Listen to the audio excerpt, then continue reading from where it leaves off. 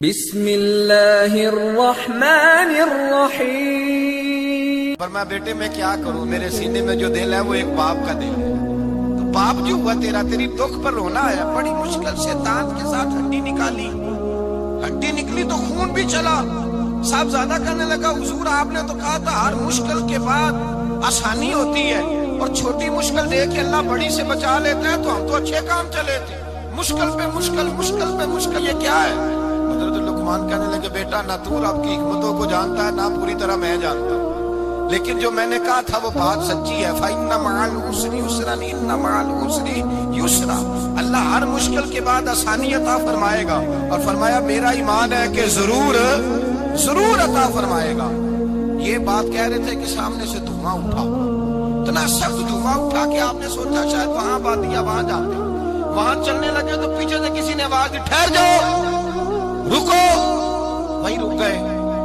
تھوڑی دیر گزری تو کہا رک جاؤ، جب رکے تو ایک بولنے والا بولا، کہنے لگا تمہارے لیے تھوڑی دیر کے بعد جانوروں کا بندوبست کر دیا جائے گا، کھانے کا بھی بندوبست ہو جائے گا، بچے کا پیر بھی صحیح ہو جائے گا، چلے جانا لیکن ذرا ٹھہرو۔ حضرت لقمان کہنے لگے بولنے والے تو کون ہے؟ تو کہنے لگے میں اللہ کا فرشتہ ہوں، میں اللہ کا فرشتہ ہوں۔ کہا اللہ کے فرشتے اور یہ سارا کچھ کیا ہے؟ تو فرشتہ کہنے لگا اصل بات یہ ہے کہ سامنے بستی پر مجھے عذاب نازل کرنے کا حکم ملا تھا، آپ بڑی تیزی سے آ رہے تھے، میں نے رب سے دعا کی کہ اللہ اس باپ بیٹے کی غلطی کوئی نہیں، مہربانی فرما۔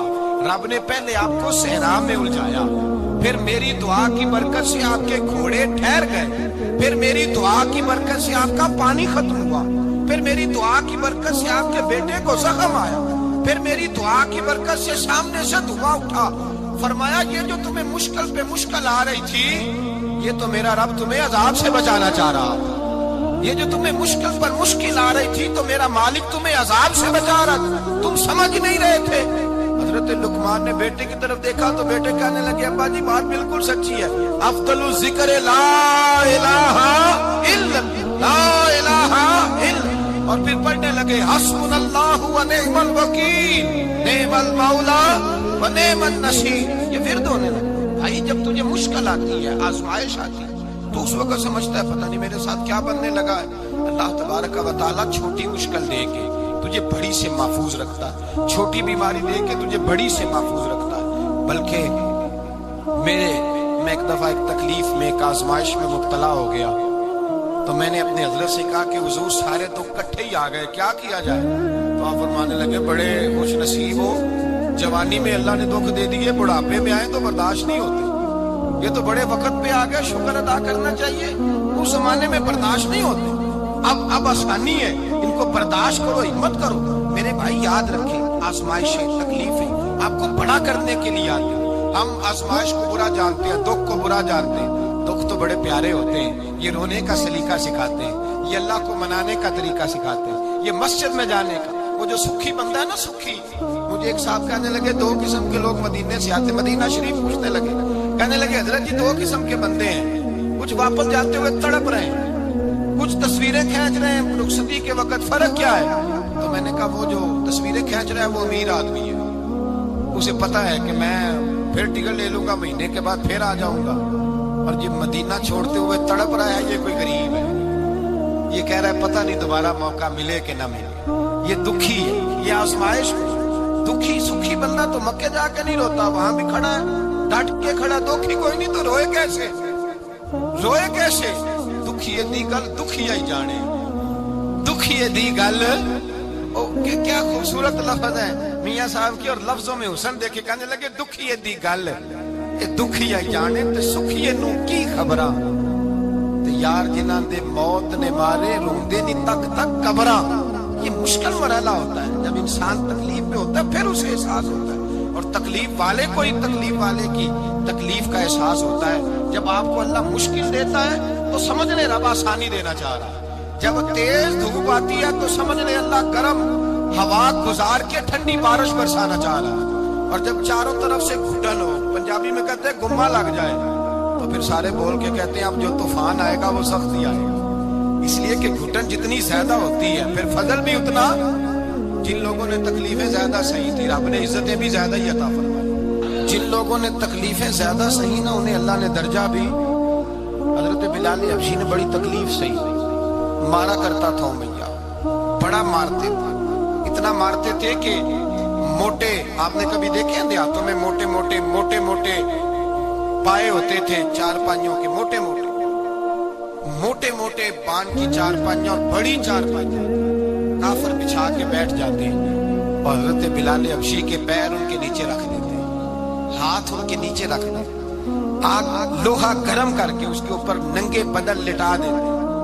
مکے نے بڑی آزمائشیں دیکھی, پھر اسی مکے نے مدینے نے عجیب رنگ دیکھا کہ میرے نبی معراج سے واپس آئے اور حضور نے عظمت دی. فرمایا بلال یار تیرا بڑا مقام ہے, تو مدینے میں چل رہا تھا اور میں جنت میں تیرے قدموں کی آواز سن رہا تھا. کتنا تیرا مقام ہے, کتنا تیرا درجہ ہے, میں وہاں تیرے چلنے کی آواز سن رہا تھا. حضرت ابوبکر صدیق رضی اللہ تعالیٰ عنہ نے اس زمانے میں حضور کی نوکری کی جب دوسرا جانثار کوئی نہیں تھا. سارے لوگ تانے دیتے, کہتے ابوبکر تو اکیلا ہی سیاںا ہے, سارا مکہ مخالفت کرتا ہے, تو جان ہی نہیں چھوڑتا, سارا زمانہ مخالفت کرتا. ابوبکر صدیق نے مال بھی دیا, جان بھی دی, شہزادی حضرت عائشہ بھی دی حضور کی خدمت میں, ہر چیز لٹا دی. دنیا کو پتا اس دن چلا جس دن میرے رسول پاک صلی اللہ علیہ وسلم مسجد نبی میں بیٹھے تھے, درجنوں صحابہ تھے.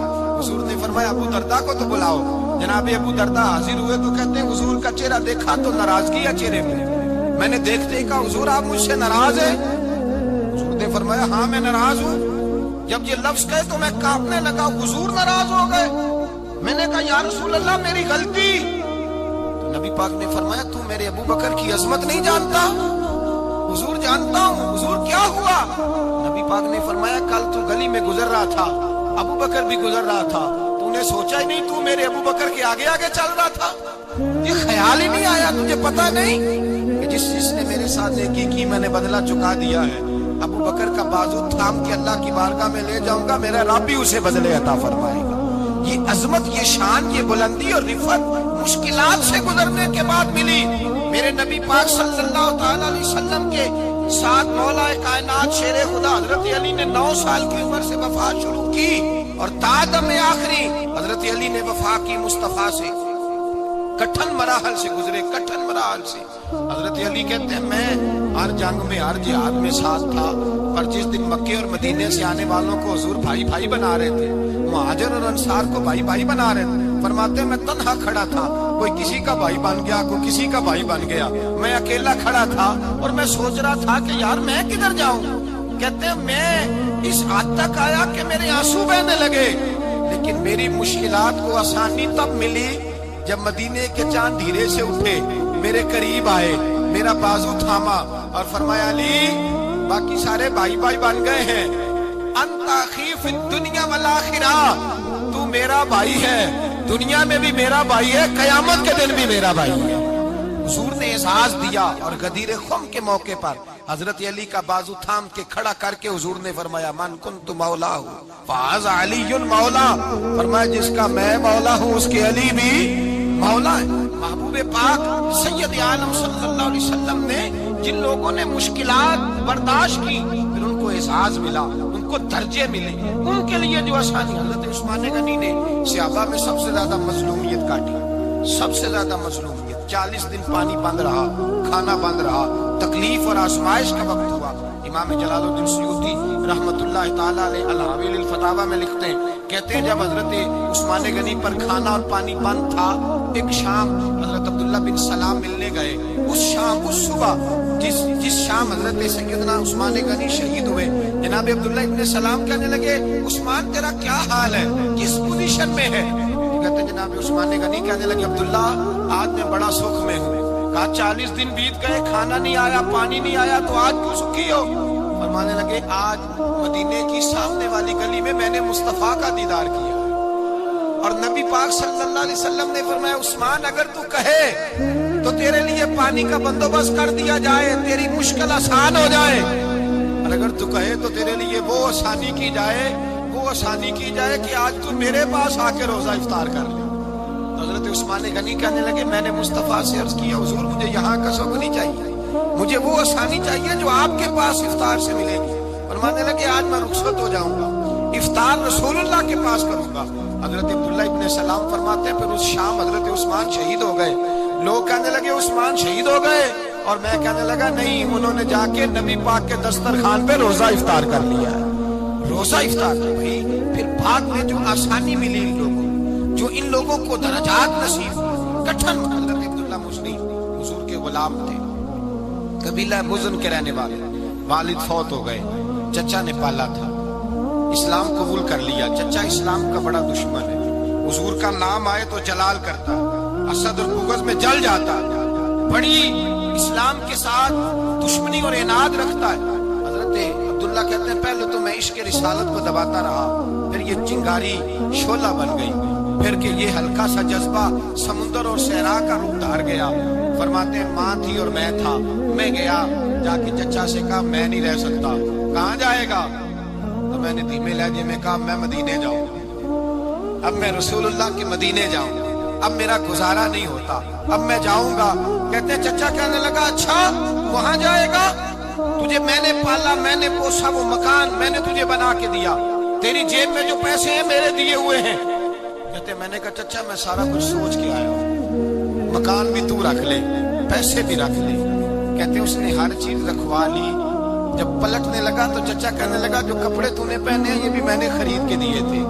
حضرت عبداللہ فرماتے ہیں میں نے وہ کپڑے بھی اتار کے دیے، برہنہ حالت میں ماں کے پاس گیا اور میں نے کہا اماں میں پہلے بھی تو ننگا پیدا ہوا تھا، تو نے ہی کپڑے پہنائے تھے، میرا پھر بدن ننگا ہو گیا ہے، کپڑے دے دے۔ کہتے ہیں 2 بیویوں والے کپڑے اماں نے دیے، ایک میں نے تامت باندھ لی، دوسرا اوڑھ لیا اور مدینے پہنچا۔ کہتے ہیں جب میں ٹھنڈی رات مدینے پہنچا تو کالے رنگ کے حبشی غلام حضرت بلال دودھ کا پیالہ لیے کھڑے تھے، ہاتھ میں کھجوریں تھی، کمبل تھا، کہنے لگے آجا آجا۔ مصطفیٰ نے فرمایا تھا قبیلہ مزن سے میرا غلام آ رہا ہے، میں ساری رات سے تیرا انتظار کر رہا ہوں۔ حضرت جناب سیدنا عبداللہ رضی اللہ تعالیٰ عنہ فرماتے ہیں میری مشکل آسان ہوئی، فرماتے ہیں مجھے مدینے میں اعزاز مل گیا، مجھے عزت مل گئی، ہر آدمی میری قدر کرنے لگا۔ گویا بزرگ کہتے ہیں کہ حضرت عبداللہ دعا کرنے لگے کہ اے اللہ تو نے مجھے بڑی شان دی ہے مصطفیٰ کی گود میں، اگر اسی رحمت کے چھاؤں میں پردہ کر جاؤں تو میری بات بن جائے۔ حضرت عبداللہ کا وصال بھی رسول اللہ کی گود میں ہی ہو گیا۔ گود میں نہ کوئی رشتہ دار، نہ کوئی تعلق دار، نہ کوئی ہمسایا اپنا، نہ کوئی چچا، نہ کوئی ماموں، شہر میں تنہا اسی کسے تے کچھ نہیں جے لگ دے تے نہ کوئی ساڈا دردی، تنہائی۔ جنازہ اٹھا تو اٹھانے والے کون؟ ابو بکر صدیق، فاروق اعظم، عثمان غنی، مولا علی، حسنین کریمین جنازے میں شامل۔ میرے رسول پاک صلی اللہ علیہ وسلم نے جنازہ پڑھایا، دیکھو مشکل کاٹی تھی تو آسانی کا رنگ دیکھو، آسانی کا انداز دیکھو۔ حضرت سیدنا ابو دردہ رضی اللہ تعالیٰ عنہ ارشاد فرماتے ہیں مدینے میں رواج تھا کہ جب قبر میں اتارنے لگتے تھے تو قریبی رشتہ دار اتارا کرتے تھے، اور عبداللہ کا تو رشتہ دار ہی کوئی نہیں تھا مدینے میں، کون اتارے؟ فرمایا جب قبر میں اترنے لگے تو حضرت ابو بکر صدیق اور حضرت عمر فاروق اتر گئے کہ ہم قبر میں اتارتے ہیں۔ رسول اللہ نے فرمایا تم باہر نکلو، تم کیوں قبر میں گئے ہو، باہر آؤ۔ کہتے ہم باہر آئے تو اللہ کے رسول اندر گئے۔ فرمایا کون کہتا ہے اس کا کوئی نہیں، میں جو موجود ہوں۔ کون کہتا ہے کوئی نہیں؟ فرمایا رکھو میرے ہاتھوں پہ۔ کہتے ہیں حضور کے دست مبارک پہ رکھا اور باہر کھڑے ہم رشک کرنے لگے کہ واہ اللہ تیرا آسانی دینے کا رنگ، آسانی۔ اس نے مشکل برداشت کی تو رب نے مصطفیٰ کے قدموں میں آسانیاں عطا فرمائی۔ پسے اور حضور نے قبر میں رکھا، نبی پاک نے۔ میرے دادا مرشد کہتے ہیں عشق سرکار کی ایک شمع جلا لو دل میں، بعد مرنے کے قبر میں بھی اجالا ہوگا۔ اور میرے اعلیٰ حضرت فرماتے ہیں لحد میں عشق رخ شاہ کا داغ لے کے چلے، لحد میں عشق رخ شاہ کا داغ لے کے چلے، اندھیری رات سنی تھی چراغ لے کے چلے۔ اور بیدم شاہ وارسی تو حد کر گئے، کہنے لگے پسے مردن، بعد مرنے کے پسے مردن فرشتوں نے جو تلاشی لی تو کیا نکلا؟ فقط ایک دل کے گوشے سے خیال مصطفیٰ نکلا، فقط ایک دل کے گوشے سے خیال۔ اور کامل پیرو نہ دے باہو قبر جنا دی جیوے۔ میرے بھائی نبی پاک صلی اللہ علیہ وسلم کے ساتھ وفا کی تنگی دیکھ کر، دقت دیکھ کر، مشکل کر، پھر جو آسانیاں ہوئی پھر جو ان لوگوں کے لیے برکات ہوئی وہ زمانے نے دیکھی. حضرت جناب سیدنا علی المرتضیٰ شیر خدا کرم اللہ تعالیٰ وجہ الکریم کی والدہ حضرت فاطمہ بنت اسد رضی اللہ تعالیٰ حضرت علی کی والدہ, بڑا پیار کیا میرے نبی پاک کے ساتھ. حضور ان کے گھر میں رہے, ان کے گھر میں پرورش پائی. حضرت علی کہتے ہیں میری اماں پہلے رسول اللہ کا خیال رکھتی, غربتوں کے زمانے میں نبی پاک کا ساتھ دیا. مکہ مخالفت کرتا تو جناب فاطمہ حضور کا خیال رکھتی. فاطمہ بنت اسد بڑا پیار کیا, بڑی محبت کی مولا علی کی والدہ نے. ہر دکھ ہر تکلیف کاٹی, لیکن رسول کائنات صلی اللہ تعالی علیہ وسلم کا ساتھ نہ چھوڑا. اور یہاں تک روایات میں ملتا ہے کہ جناب فاطمہ الزہرا جب بیاہ کے ان کے گھر گئی تو باہر سے سودا لا کے دیتی. حضرت فاطمہ سے بڑا پیار کرتی, بڑی مشکلات میں ساتھ دیا. جب وصال ہوا تو فرماتے کوہرام مچ گیا مدینے میں. لوگ منتیں کرتے تھے کہ حضور کا ایک بال مل جائے تو قبر میں بخشش کا سامان ہو جائے گا. رسول پاک نے فرمایا جب جناب علی کی والدہ کو غسل دے دو تو کفن پہنانے سے پہلے میرے پاس آنا.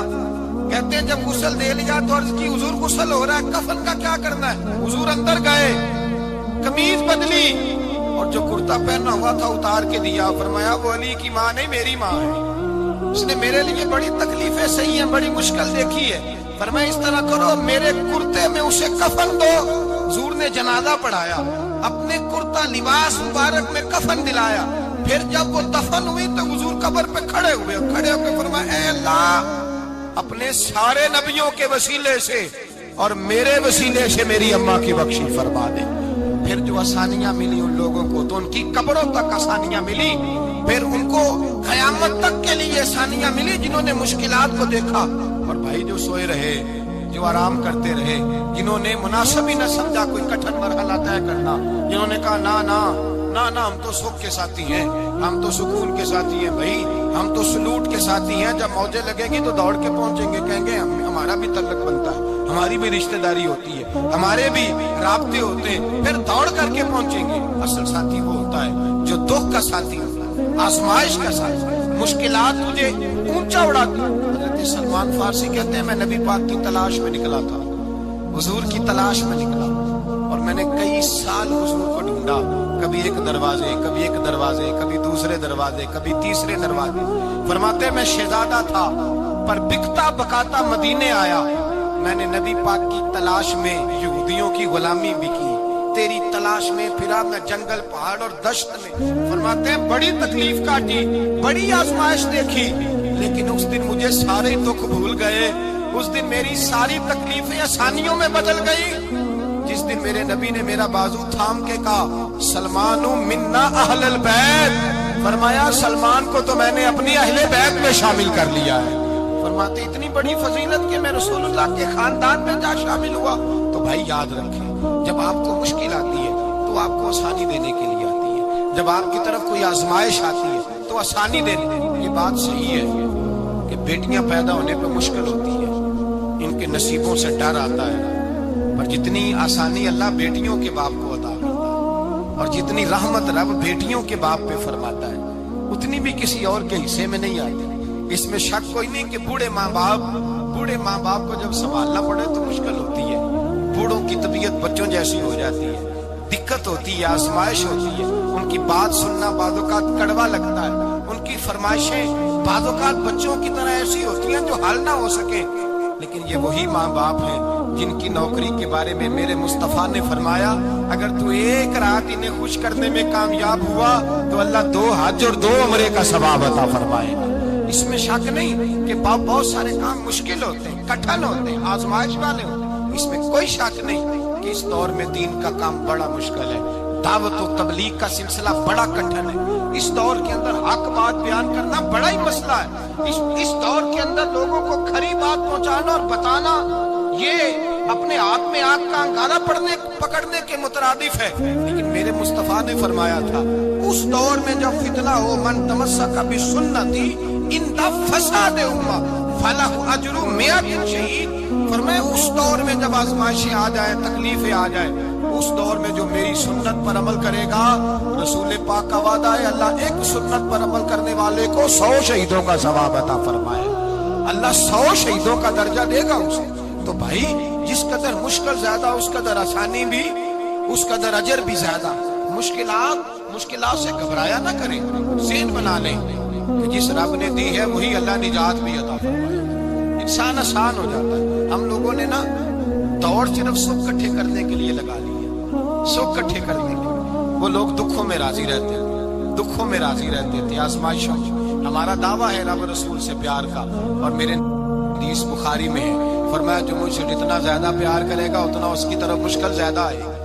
حضرت ابو بکر شبلی رحمۃ اللہ علیہ سے کچھ لوگ ملنے آئے, کہنے لگے صاحب ہمیں آپ بڑے اچھے لگتے ہیں, بڑے پیارے لگتے ہیں, آپ کی زیارت کرنے آئے, دل کرتا ہے 2 گھڑیاں پیر دبا دیں, دست مبارک چوم جائیں, دست بوسی ہو جائے, دل کرتا ہے. آپ نے فرمایا واقعی مجھ سے پیار ہے؟ کہا حضور بڑا پیار ہے. فرمایا سوچ لو کا صاحب بڑا پیار, پھر سوچ لو کا بڑا پیار ہے. حضرت ابو بکر شبلی دیوانے سے آدمی تھے, پتھر اٹھائے روڑے اور زور زور سے ان لوگوں کو مارنے شروع کر دیے. دوڑ گئے, کہنے لگے بابا تو پاگل ہو گیا ہے. جب دوڑے تو حضرت ابو بکر شبلی فرمانے لگے بس تم تو کہتے تھے ہمیں پیار بڑا ہے. کہا حضور کیا مطلب؟ آپ فرمانے لگے اگر تمہیں مجھ سے پیار ہوتا تو میرے روڑے کھا کے میرے دروازے پہ مر جاتے, کبھی میرا ساتھ چھوڑ کے نہ جاتے. تمہیں پیار نہیں, تم سکھ کے سجن ہو, تم چوری کھانے والے میاں مٹھو ہو. تم تو اس لیے آئے ہو کہ یہاں برکتیں ملیں گی, موجیں ملیں گی. تمہیں پیار نہیں. ہمیں خدا رسول سے پیار بھی ہے, ذرا سی آزمائش آئے رونے بیٹھ جاتے ہیں. غریب بھی رو رہا ہے, بیمار بھی رو رہا ہے, تنگ دست بھی رو رہا ہے, اور جو آدمی کسی مشکل میں گرفتار ہے وہ بھی کہتا ہو جتنا میں الجھ گیا ہوں ہے ہی کوئی نہیں. اٹھے بیدار ہوں, اپنے آپ کو توانا کریں, اپنے اندر جولانیاں پیدا کریں. یاد رکھیں جتنی مشکل سخت ہوگی اتنی آسانی بھی اللہ زیادہ ہی عطا فرمائے گا. اللہ تعالیٰ زیادہ اور وعدہ کیا اللہ پاک نے, فَإِنَّ مَعَ الْعُسْرِ يُسْرًا إِنَّ مَعَ الْعُسْرِ يُسْرًا. فرمایا اگر میں تمہیں ایک مشکل دوں گا تو میں تمہیں 2 آسانیاں عطا فرماؤں گا. اللہ تعالیٰ ڈبل آسانی دیتا ہے اگر کسی پر مشکل ڈالتا ہے. اپنے آپ کو کمزور نہ کریں, ذہن بنائے دکھ سہنے کا, مزاج بنائے تکلیف برداشت کرنے کی. پھر یہ مشکل نہیں ہوگا, پھر آسانی سے بندہ گزر جائے گا. دعا ہے رب کریم کی بارگاہ میں اللہ سمجھنے کی توفیق عطا فرمائے. آخر دعوانا الحمدللہ. خوشبو